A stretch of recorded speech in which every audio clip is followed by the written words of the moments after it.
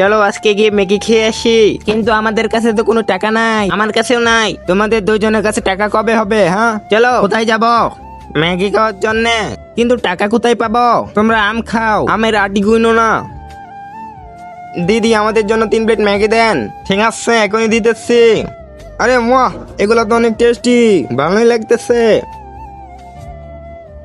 আরে ম্যাম, আমার টাকা দিয়ে দেন। টাকা?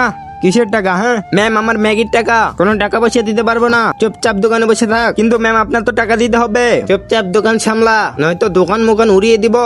চলো বন্ধুরা। আরে এটা ওরা কি করলো? এখনই মজা দেখাইতেছি।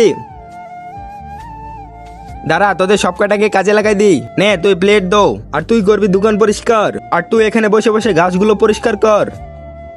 এবার অন করে দিই। আরে এই রিমোট কাজ করতেছে না কেন? কি?